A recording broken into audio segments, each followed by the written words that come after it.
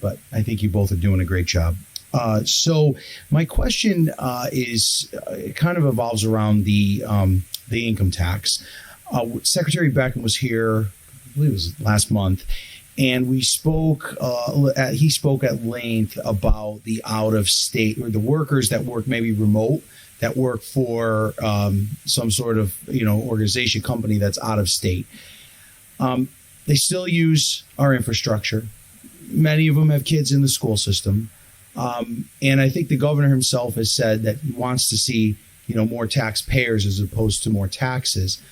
What are we doing to, and I know there was I believe he mentioned a court case, or he was looking into trying to capture this revenue. But what are we doing to capture the revenue of the folks that are working?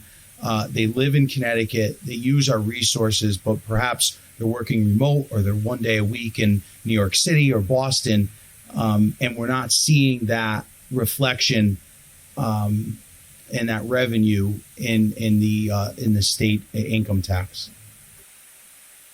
I'll start this, Representative, and pitch it to your constituent as well, because he wants to decide. You got the election coming up. But anyways, having said all that, I would say the convenience of the employer test, which is what you're referring to, has been something we've discussed for at least since pandemic and post-pandemic era, because we really saw it come into light.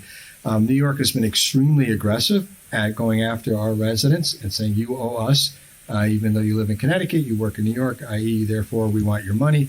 We do have a reciprocal convenience of the employer test for New York as well. The problem is that the trade-off is not, we lose money in that exchange when we do the trade-off there. Their governor has proposed in his recent budget address the possibility of getting some Vanguard folks to and we'll give them a break on their income tax to go out and to file a claim and pursue litigation against the state of New York. That'll take a long time, like a decade. It's going to take forever. However, you got to start somewhere, and I applaud him for his effort here in doing that. Having said that, we routinely come into those kinds of discussions during our audit period. Sometimes they take the form of domicile cases. Sometimes they take the form of the convenience of the employer test that we apply to them.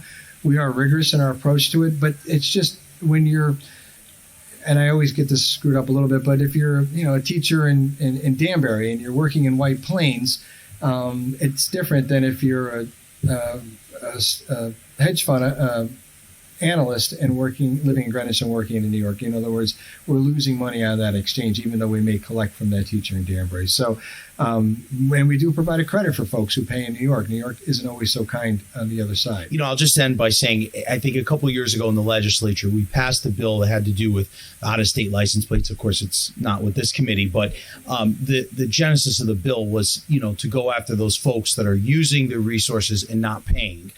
For those of us that live here and spend, 95% of the year here in Connecticut, sometimes, we feel slighted, because if someone's making, great money, and that's awesome. But if you're making great money and you're not paying, then who's left to pick up the pieces? Maybe the rest of us. So just something to think about. Thank you so much.